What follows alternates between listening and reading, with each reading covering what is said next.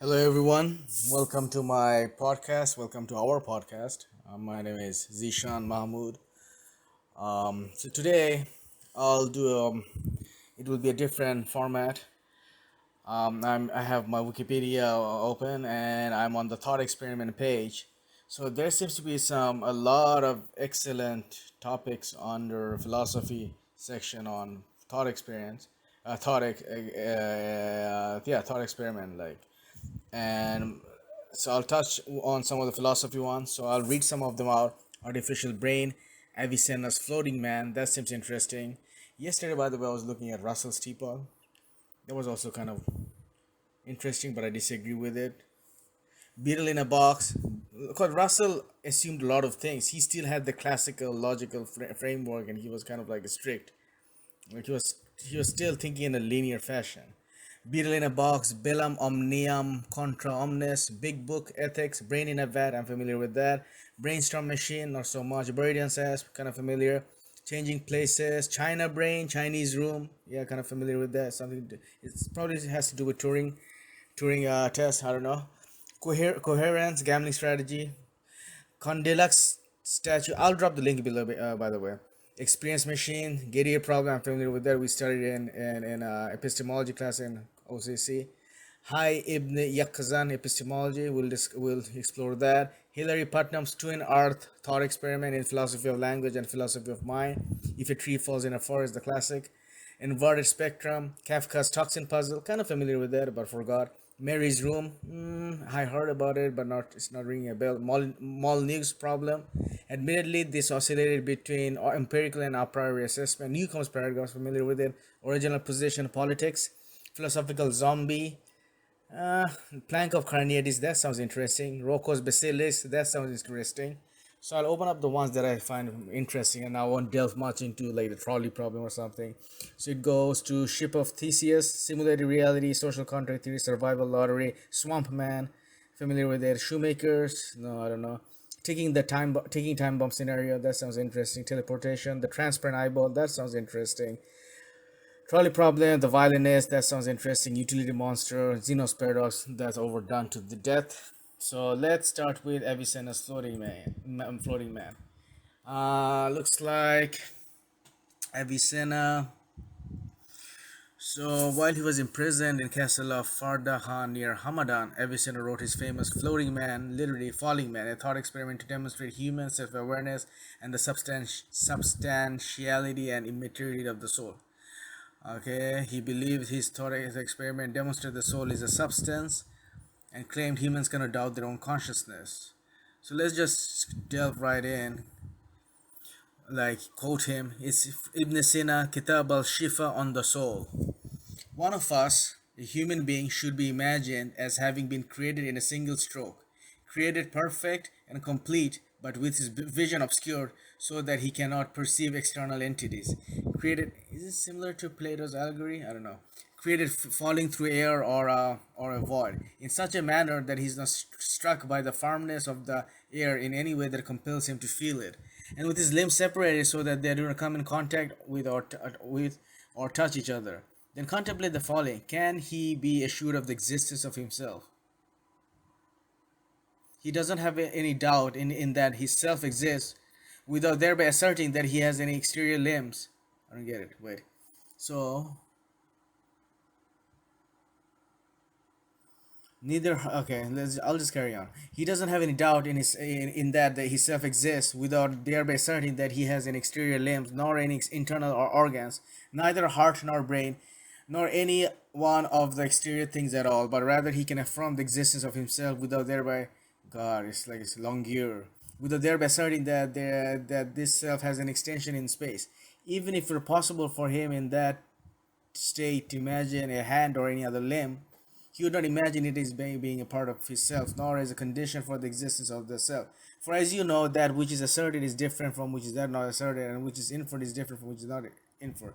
So they don't embrace paradoxes, I guess. Therefore, the self, the existence of which has been asserted, is a unique characteristic inasmuch that is not such the same as the body of the limb which has not been ascertained. Thus, which is ascertained does have a way of being sure of the existence of the soul as something other than the body, even something non-bodily. This he knows. This He should understand intuitively. If it is that he's ignorant of it and needs to be beaten with the stick to realize it. I don't get it. I really don't get it. What do you mean by so? Okay, let's just read the blurb again. He argued that in this scenario, one would still have self-consciousness because it is conceivable that a person suspended in the air while cut off from sense experience. So kind of like phantom limb, would still be capable of determining his own existence. The thought experiment points to the conclusion that the soul is a perfection, independent of the body and an immaterial substance. The conceivability of the floating man indicates that the soul is perceived intellectually, which entails the soul separates from the body. He referred to the living human intelligence, particularly active intellect, which he believed to be the hypostasis. What does that mean? It's a mathematical logic abstraction. Honey is sweet. Honey has sweetness. Okay, I wasn't familiar with that term. By which God communicates truth to the human mind and imparts order and intelligibility to nature. Following is the English translation, which we already read. So I still don't get it. So let me see. Avicenna's floating man. Let me Google it. So that sounds interesting.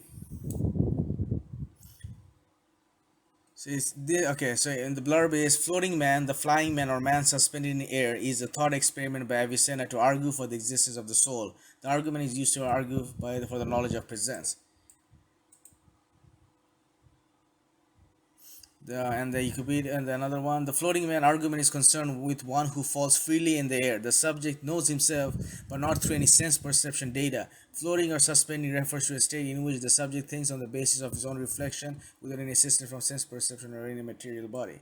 But a lot of it's very hypothetical. I mean, then again, that's what thought experience is supposed to be, right? Let's move on. Beetle in a box.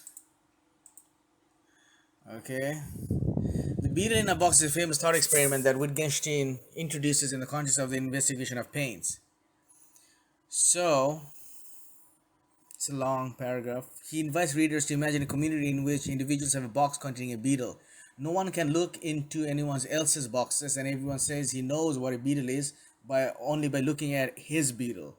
If the beetle had a use in the language of these people, it could not be as the name of something, but it is entirely possible that each person has something completely different in their box, or even that the thing in the box constantly changed, or that the box was in fact empty. The content of the box is irrelevant to whatever language game it is used in. Yeah, this is very abstract. So it is okay. Pain occupy a distinct and vital place in the philosophy of mind for several reasons. One is that pains seem to collapse the appearance reality distinction. Okay, I still this is not to my taste. It's not making me go. It's not psychedelic enough for me. Let's look at the artificial brain one. So that probably fell under private language argument with Wittgenstein. Private language argument argues that language understandable by only a single individual is incoherent and was introduced by Ludwig Wittgenstein in his later work, especially in philosophical investigations. So I think I kind of get the gist of it. It's like by offering beetle as an analogy to pains, Wittgenstein suggests that the case of the pains is not really amenable to the uses philosophers would make of it. That is to say, if you construe the grammar of the expression of sensation on the model of object and designation, the object drops out of consideration as irrelevant. Yeah, I mean, I can't just pick it up off the bat. I still have to study it really. Kripke's interpretation: x q u s y equals x plus y plus 5. Well, these are very interesting actually. Uh, Meaning like interesting in the sense that it's a very novel for me. So my dopamine is kind of flowing right now. Artificial brain. It's not a thought experiment really. I don't see the thought experiment. Okay, so here I got it. Artificial brain thought experiment. Some critics of brain simulation believe that it is simpler to create general intelligent action directly without imitating nature. Some commentators have used the analogy that early attempts to construct flying machines modeled them after birds, but the modern aircraft do not look like birds. Okay. Let's look at other ones. Bellum, omnium, contra, omnes. Bellum, omnium, contra, omnes, in a Latin phrase meaning the war of all against all. Thomas Hobbes gives to the human existence in the state of nature thought experiment. Okay. No, that's more into not a Hobbes fan, Leviathan heaven, not familiar with Leviathan and those things. So okay. That was interesting. Let's look at okay, Ḥayy ibn Yaqẓān. So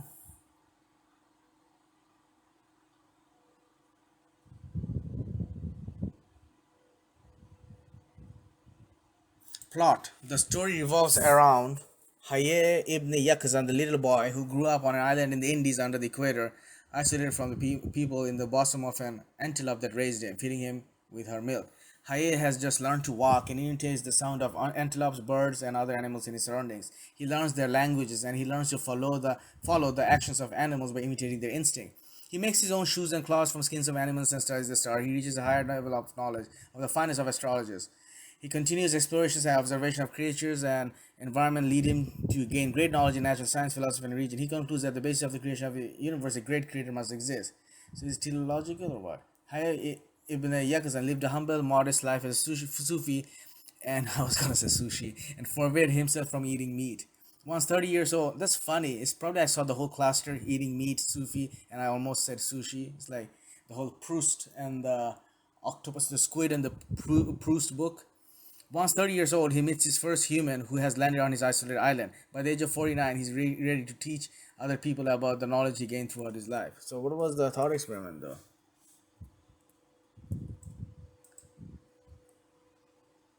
The forbidden experiment, linguistics.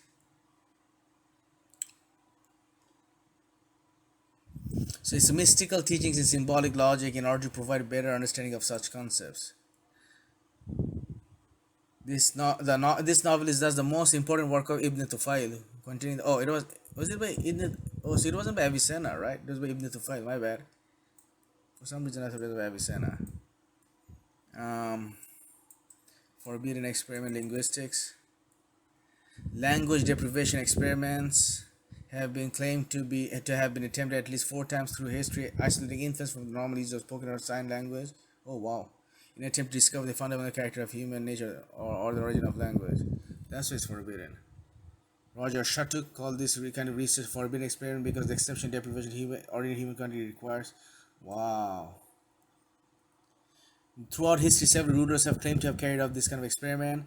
An early record of a study of this kind can be found in Herodotus' histories. According to Herodotus, the Egyptian pharaoh Psamtik carried out such a study and concluded the Phrygian race must antedate the Egyptians, since the child had first spoken something similar to Phrygian word bekos, meaning bread. Recent researchers said this was likely a willful interpretation of their babbling. An experiment allegedly carried out by the Holy Roman Emperor Frederick in the 13th century saw young infants raised without human interaction. In an attempt to determine if there was a natural language that they might demonstrate once their voices matured, it is claimed he was seeking to discover what language would have been imparted into Adam and Eve by God. The experiments were recorded by the monk Salim bin Diadam in his chronicles, who was generally extremely negative about Frederick II, portraying his calamities as parallel to biblical blah blah blah, and wrote that Frederick engaged foster mothers and nurses to suckle and bathe and watch the children, but in no ways to prattle or speak with them, for he would have learned whether they would speak the Hebrew language, which he took to have been the first, or Greek, or Latin, or Arabic, or perchance the tongue of their parents of whom they had been born. But he labored in vain, for the children could not live with the clapping of the hands and gestures and gladness of countenance and blandishments. A long time after Frederick's alleged experiment, James IV of Scotland was said to have sent children to be raised by mute women isolated on the island of Inchkeith. To determine if language was learned or innate, the children were reported to have spoken good Hebrew, but historians were skeptical of these claims soon after they were made. Mughal Emperor Akbar was later to have said children raised by mute wet nurses. Akbar held that speech arose from hearing, thus children raised without hearing human speech would become mute. This is a brilliant piece of jewel and gem in Wikipedia. Critical authors have doubted the veracity of the accounts. Probably neither Sumtic one or nor James Folk could have ever conducted any such studies, and probably neither did Frederick II. Only Akbar studies the most authenticated, only most likely authentic, but offers an ambiguous outcome.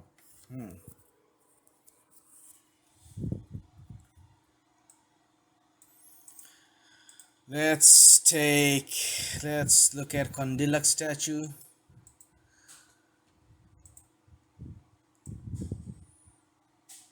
So, okay, going back to Bellum, omnium, contra, omnes, the thought experiment places people in a pre-social condition. Okay, let me read it. And okay, no, it's kind of inscrutable. His thought. Okay, so the thought experiment places people in a pre-social condition and theorizes what would happen in such a condition. According to Hobbes, the outcome is that people choose to enter a social contract, giving up some of the liberties in order to enjoy peace. The thought experiment is a test for legitimation of a state in fulfilling its role as a sovereign to guarantee social order and for comparing different types of states on their basis. Okay, that wasn't fun. Bellum, omnium, contra, omnes. It's just very pretentious and obscure. Probably has serious ramifications. I mean, yeah. So Condillac statue.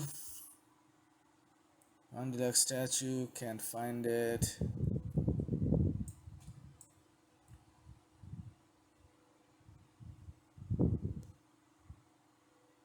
Let's Google it, Condillac statue.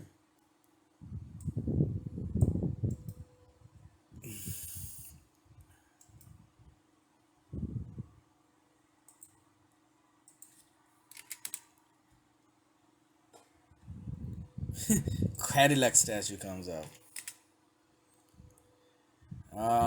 Okay, let's go to the plato.stanford.edu website, and it's written by, let me give the credit to the author, a lot of citations, but who wrote it?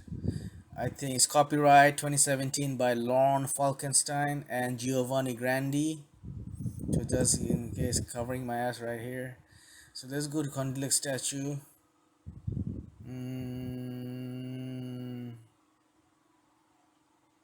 I have to search it actually, it's a long ass. Okay.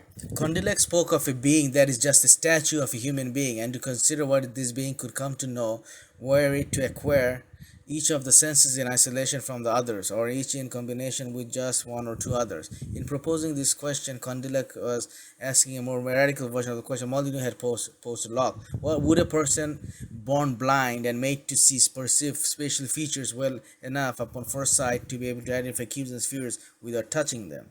So, okay, I got it now. Condillac was asking what a person endowed with just a sense of smell would think upon acquiring the power of hearing, or what a person endowed with vision would know if unaffected by hunger, incapable of motion, and aware of any tactile sensation.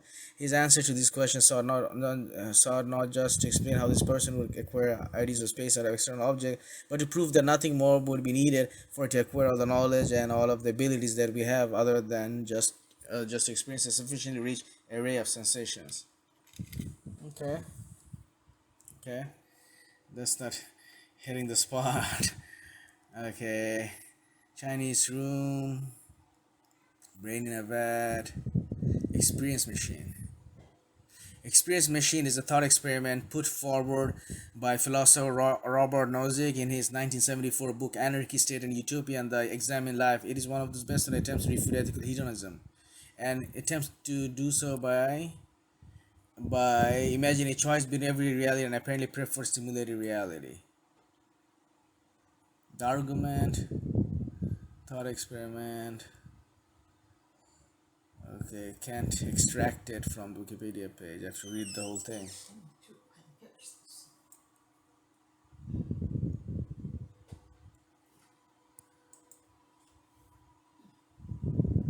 Brainstorm machine. In a philosophy of mind, the brainstorm machine is a thought experiment described by Daniel Dennett to show that it is not possible to intersubjectively compare any two individuals' personal experiences with qualia, even with perfect technology. It is based on a device described in the film Brainstorm.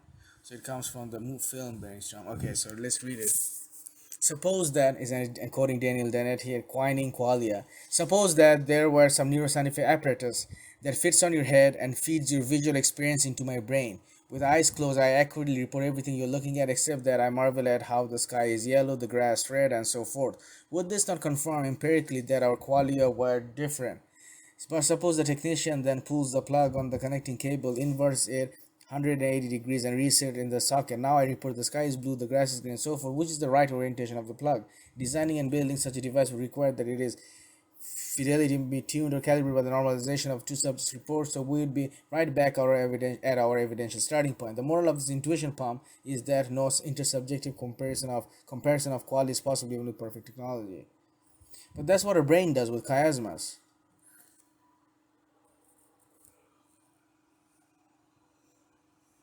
I don't know if I'm reading the thought experiment right.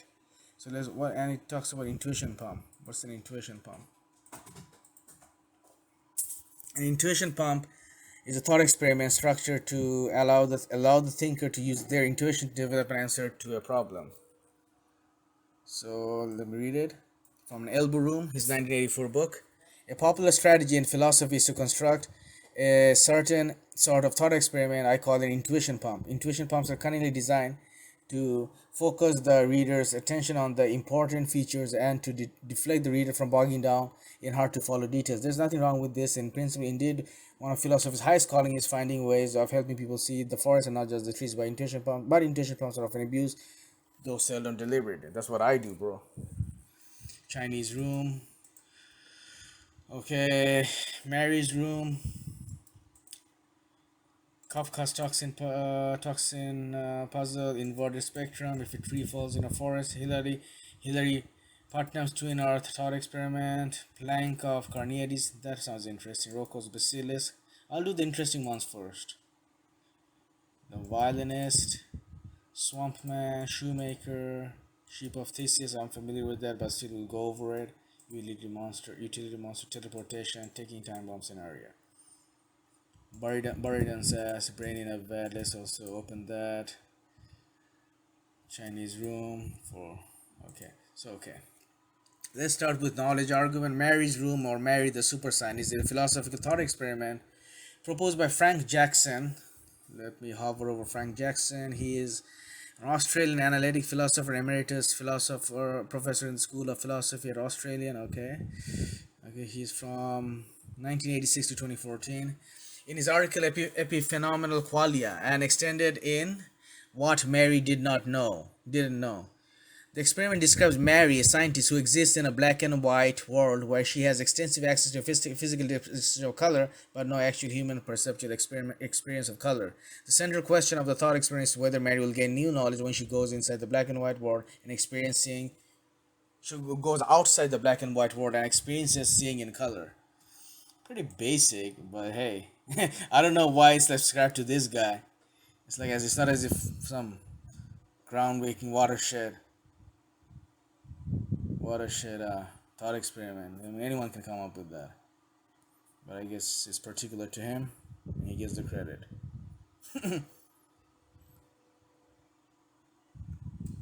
So, dualist responses. Philosopher Philip Pettit likens the case of Mary to patients suffering from akinetopsia, the inability to perceive the motion of objects. If someone were raised in a stroboscopic room and subsequently, hey, they should do that experiment, and subsequently cured of the akinetopsia, they would not be surprised to discover any new facts about the world. They do in fact know the objects moves. Instead, their surprise would come from the new brain allowed them to see. I think it's like your brain will evolve, like it will adjust. Your brain is very malleable. I mean, they did the experiment where the chiasmus thing, the upside down. You wear on glass and you view the world upside down. Then, but your brain adjusts to it when it flips it. But that's because the brain had a prior knowledge that the world is upside down, so that it like inverts it, even though you are wearing upside down glasses. So, will your brain fix itself, or I mean, but it goes deeper than that because. Well, the central question of the thought experiment is whether Mary will gain new knowledge when she goes outside the black and white world and experiences it. What do you mean by new knowledge? The experiment is intended to argue against physicalism, the view that the universe, including all that is mental, is entirely physical. Paul Churchland. He sounds familiar. He's a neurophilosopher. Design of the thought experiment. Some have objected to Jackson's argument on the grounds that the scenario describing the thought experiment itself is not possible. For example, even Thompson questioned the premise that Mary, simply by being confined to a monochromatic environment, would not have any color experience since she may be able to see color when dreaming, after rubbing her eyes, or in the after images from light perception. However, Graham and Horgan suggest that the thought experiment can be refined to account for this. Rather than situating Mary in a black and white room, one might stipulate she was unable to experience color from birth, but was given this ability via medical procedure later in life. So, what about the colorblind people, right? Like, it reminds you of the colorblind people. Neither Rumelians recognizes that one might question whether this scenario would be possible given the science of color vision, although Graham and Horgan, okay, blah, blah, blah. J. Christopher Meloni argues similarly. Similarly in brackets, if, as the argument follows, Mary does understand all there is to know regarding the physical nature of color vision, she would be in a position to imagine what color vision would be like. It would be like being in a physical state S sub K, and Mary knows all about such physical states. Of course, she herself has not been in S sub K, but that is no bar to her knowing what it would be like to in S sub K, obviously. I agree. For she, unlike us, can describe the nomic relations between S sub K and other states of chromatic vision, given her precise description of neuro. Okay.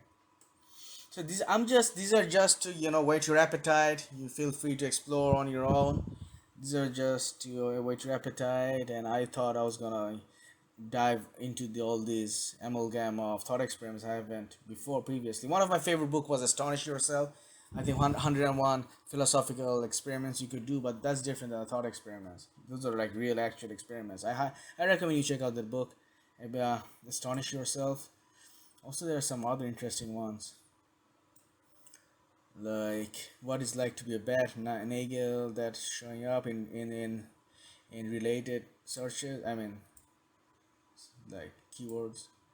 Kafka's toxin, Kafka, not Kafka's toxin puzzle. So it's by Gregory S. Kafka, and the toxin puzzle grew out of the deterrence theory and mutual assured destruction. Mad, right? So Kafka's original version of the puzzle is the following. An eccentric billionaire places before you a vial of toxin. Is that the one in Sherlock? With Benedict Cumberbatch. An eccentric billionaire places before you a vial of toxin that, if you drink it, will make you painfully ill for a day, but will not threaten your life or have any lasting effects. The billionaire will pay you $1 million tomorrow morning if, at midnight tonight, you intend to drink the toxin tomorrow afternoon. He emphasizes that you need not drink the toxin to receive the money. In fact, the money will already be in your bank account hours before the time for drinking it arrives. If you succeed, all you have to do is intend at midnight tonight to drink the stuff tomorrow morning. You're perfectly free to change your mind after receiving the money and not drink the toxin. I don't get it. That's the thing. You can't. Does reading and comprehending? They're like you comprehend something after you finish reading and when you're mulling over it. A possible interpretation. That doesn't mean you're stupid. That's why Einstein wasn't stupid. Probably they tested him wrong when he was child. Yeah. Well, I'm saying I'm Einstein, huh? A possible interpretation. Can you intend to drink the toxin if you also intend to change your mind at a later time? This is way convoluted. I don't get it. It's like like in line with Newcomb's paradox and omniscient payoff. This is a way too I don't know. This is not feeling. I'm not feeling it. Self-reference. Barber Berry Bhartari, Sanskrit writer to whom are normally ascribed to influential Sanskrit texts. Okay, we'll do that tomorrow. Next time, the self-reference. We'll explore the self-reference tomorrow. No dash no. Distinctive paradox belonging to the family of semantic. Okay, I'm getting off track here. So let's check out inverted spectrum. The inverted spectrum is the hypothetical concept of two people sharing their color, vocabulary, and discriminations, although the color one sees one's qualia are systematically different from the colors the other person sees. John Locke. So inverted qualia. I don't get it. It's also way too convoluted.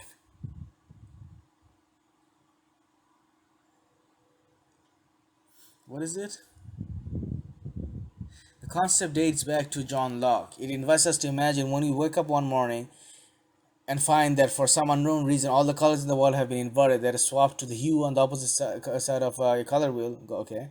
Furthermore, we discovered that no physical changes have occurred in our brains or bodies that would explain this phenomenon. Supporters of the hypothesis of qualia as non-physical entities argue that since we can imagine this happening without contradiction, it follows that we are imagining a change in a property that determines the way things look at us but has no physical basis. In more detail, number one, metaphysical identity holds of necessity. Number two, if something is possibly false, it is not necessary. Number three, it is conceivable that qualia could have different relation to the. Okay, this is boring me.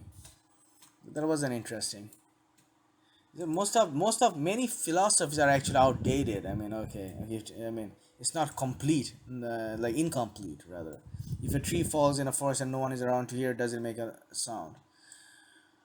Um, which is basically, can something exist without being perceived by consciousness? Main article, George Berkeley. Bundle theory, substance theory. Observer expectancy effect. Can we assume the unobserved world functions the same as the observed world? Anthropic principle. Main qualia is very, sounds like very interesting, like a very important topic actually.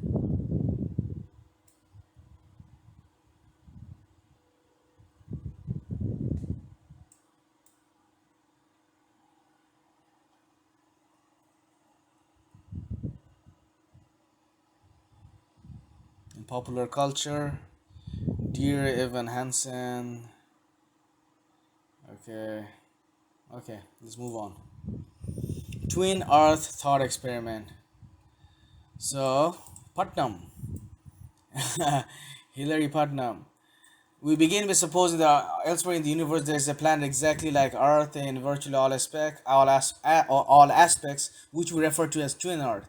We should also suppose that the relevant surroundings are exactly the same as for Earth. It revolves around the star, which appears to be exactly like our sun, and so on. Our twin Earth, there's a twin equivalent of every person and thing here on Earth. The one difference between the two planets is that there is no water on twin Earth.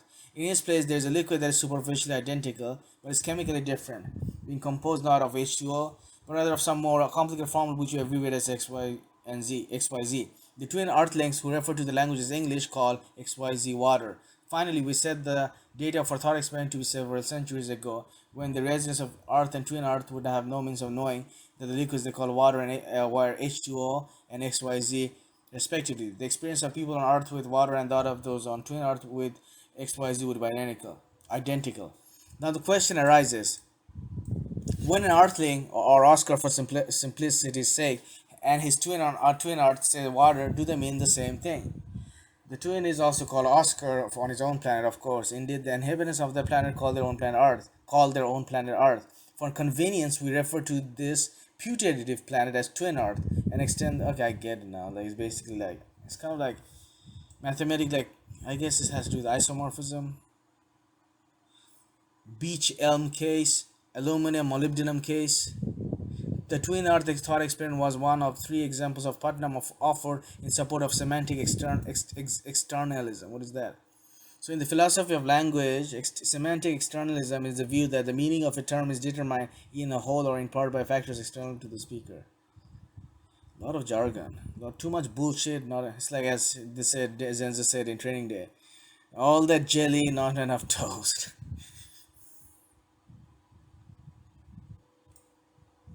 Or in Bangladesh, Khaznache Baznavishi.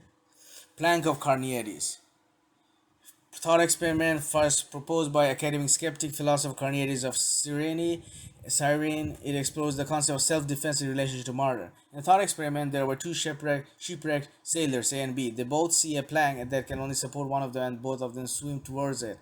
Sailor A gets to the plank first. Sailor B, who is going to drown, pushes A off and away from the plank, and thus proximately causes A to drown. Sailor B gets on the plank and is later saved by the rescue team. The thought experiment poses the question of whether Sailor B can be tried for murder, because if B had to kill A in order to live, then it would arguably be in self-defense.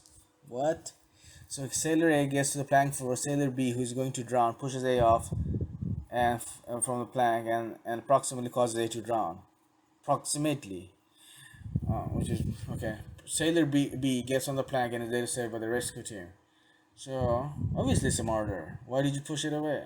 The case of Spelunkian explorers by legal philosopher Lon Fuller is a similar explanation of morality and legalism in extremis. Let's check that out. Okay.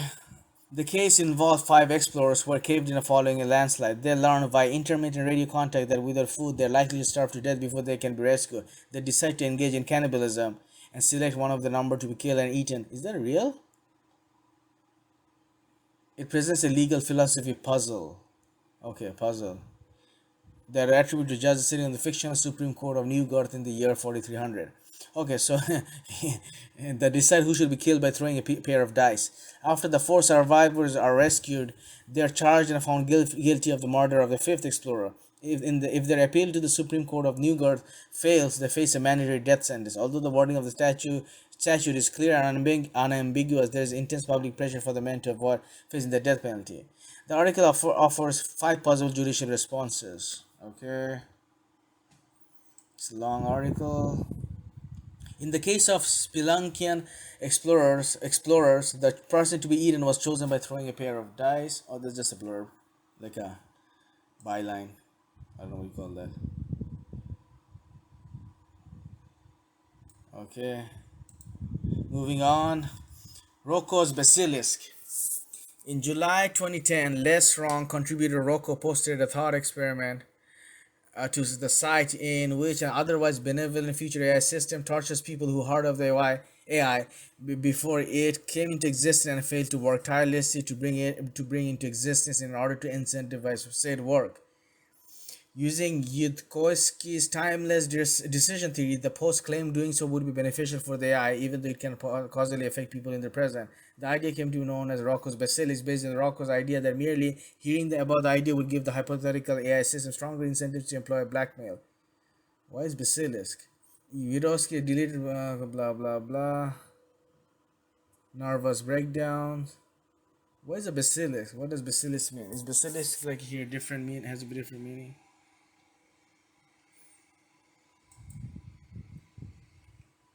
Basilisk. A number of Langford stories are set in future containing images, colloquially called basilisks, which crash the human mind by triggering thoughts that the mind is physically logically incapable of thinking. So it's like it tries to compute something like a Turing machine and it halts, like a halting problem or something like that. Halting problem for the mind. The image's name comes from the basilisk, a legendary reptile said to have the power to cause death with a single glance. Wow. Okay, moving on. Transparent eyeball. The transparent eyeball is a philosophical metaphor originated by Ralph Waldo Emerson. The transparent eyeball is a representation of an eye that is observant rather than reflective, and therefore takes in all that nature has to offer. Emerson intends that the individual become one with nature, and the transparent eyeball is a tool to do that. In the essay Nature, Emerson explains the meaning by transparent eyeball is similar to the scientific standpoint on the Bible. What? So it's like you're taking all with one. It's like, I don't know. This process requires absolute solitude. A man needs to retire as much from his chamber as from society. End quote. To uninhabited places like the woods, where we return to reason and faith, there I feel nothing can be felt. Blah blah blah. However, only a few adult persons can see nature. For most people, seeing is superficial. It is light illuminating the eye, revealing what is physically evident, as opposed to sun shines into the eye and heart of the child. Okay, I'm not sure I quite get what he's trying to point to. And what does Bible have to do with it? Okay. Annie Dillard, a prominent critic of transcendentalism, suggests a rather different kind of observer, blah blah blah, falseness of vision. Okay, moving on. The violinist, in defense of abortion, Thompson grants for the sake of argument that fetus has a right to life, but defends the permissibility of abortion by appealing to a thought experiment. You wake up in the morning and find yourself back to back in bed with an unconscious violinist, a famous unconscious violinist. He has been found to have a fatal kidney ailment, and the Society of Music Lovers has canvassed all the available medical records and found that you alone have the right blood type to help. They have therefore kidnapped you, and the last night the violinist circulatory system was plugged into yours. circulatory system was plugged into yours so that your kidneys can be used to extract poisons from his blood as well as your own. It's very convoluted. If he is unplugged from you now, he will die, but in 9 months he will have recovered from his ailment and can be safely unplugged from you. So Thompson argues that one can permissibly unplug themselves from the violinist, even though this will cause his death. This is due to, okay, I get it now, the abortion. Okay, so this is due to limits on the right to life, which doesn't include the right to use another's body. And so by unplugging the violinist, why do they have to do like so convoluted? It's like Occam's razor doesn't hold. And one doesn't violate his right to life by merely depriving him of something, use of someone else's body to which he has no right. If you do allow him to go on using the kidneys, this is a kindness on your part and not something you can claim as his due. This can also be applied to like people Siamese twins.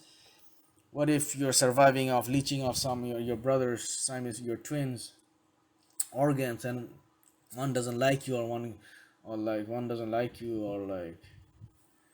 or yeah.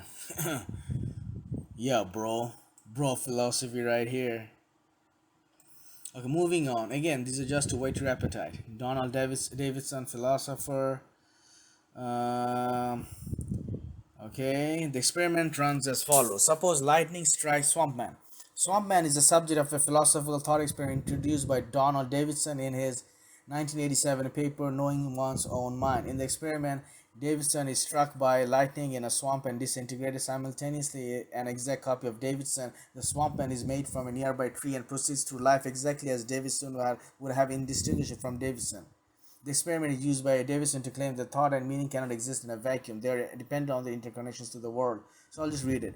Suppose lightning strikes a dead tree in a swamp. I, Davidson, am standing nearby. My body is reduced to its elements, which, while entirely by coincidence and out of different molecules, the tree is turned into my physical replica, my replica. The swamp man moves exactly as I did. According to its nature, it departs the swamp, encounters and seems to recognize my friends, and appears to return their greetings in English. It moves into my house and seems to write articles on radical interpretation. No one can tell the difference, but there is a difference. My replica can't recognize my friends. It can't, like a face-off thing, huh? The movie Face-Off. It can't recognize anything since it never cognizes anything in the first place. It can't know my friends' names, though it seems to. It can't remember my house. It can't mean what I do by the word house. For example, since the sound house it makes was learned in a context that would give it the right meaning or any meaning at all. Indeed, I don't see. Okay, speaking of which, the face off we see that a lot in Blacklist. I wonder if it's real, like if face thing, the face transplant is real, like, or what if with face transplant some people could get away by, like, I don't know, pretending some billionaire or something. Sydney Shoemaker. Thought experiment. I see a canary. I weigh 200 pounds. In Self-Reference and Self-Awareness, 1968, he argues that the phenomenon of absolute immunity to error through misidentification is what distinguishes self. What the fuck that even means? This is what happens if you become too pedantic and if like you have too much degree. You lose all relations with normal touch with normal reality. It's like you can't even. There is an art boiling things down to simplicity, like David Hilbert talked about. If you cannot explain the most obtuse, he didn't say like that, obtuse philosophical, mathematical concepts to the first person you meet in the street, then what's the point, bro? The ship of Theseus. Okay. I suggest. Okay, I'll read it. The thought puzzle was discussed by ancient philosophers such as Heraclitus, Cratylus 401D, and Plato Parmenides 139, later by Plutarch, and more recently by Thomas Hobbes and John Locke. Several variations are known, including grandfather's axe, which has both head and handle replaced. The particular ship of Theseus version of the thought puzzle was first introduced in Greek legend, as reported by the historian Plutarch. The ship wherein Theseus and the youth of Athens returned from Crete had 30 oars, and was preserved by the Athenians down even to the time of Demetrius Phalereus.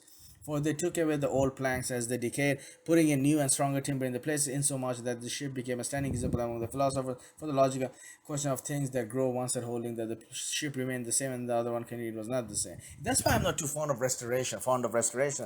I mean, the whole point of even if like Last Supper, even if it's like the flaking off, the paint flaking, chipping off, if you like, if you repaint it, restore it, I mean, it's not the same thing anymore. I mean, it's not the same thing anymore. Okay, and an ancient Buddhist text titled in Sanskrit Mahaprajna Paramati Padesa, which was later translated into classical text, classical Chinese Da Zidu Lun, contains a similar philosophical puzzle. It takes the form of a body swapping story.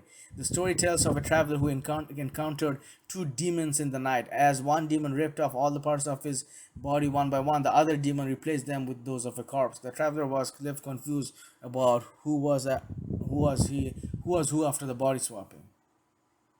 Okay, yeah, the Chinese people have a lot of ghost stories and demon stories.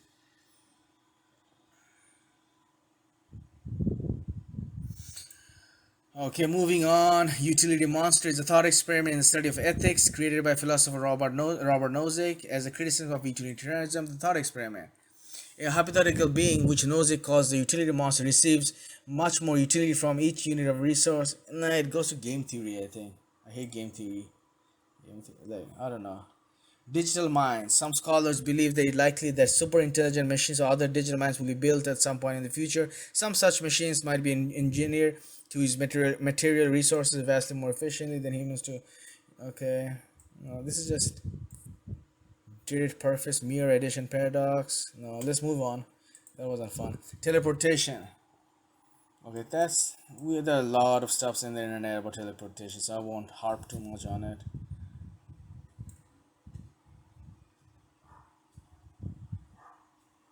The use of the term teleport to describe the hypothetical movement of material objects between one place and another without physically traversing the distance between them has been documented as early as 1878.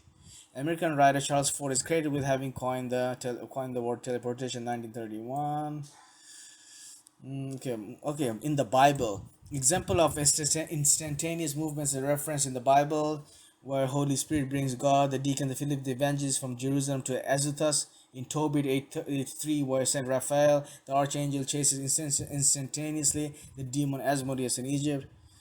Okay, but those are not thought experiments. Taking time bomb scenario is a thought experiment that has been used in the ethics debate over whether torture can ever be justified. As a thought experiment, there is no need that the scenario be plausible, if only need to serve the higher ethical consideration. The scenario can be formulated as follows. Suppose that a person with knowledge of an imminent terrorist attack that will kill many people is in the hands of the authorities, and that he disclosed the information needed to prevent the attack only if he's tortured. Should he be tortured? Fuck yeah. Waterboarded, bitch.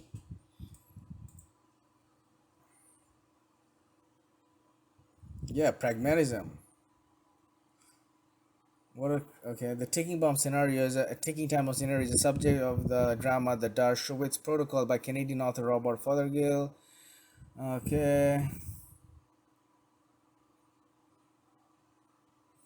The plot, the show. Okay.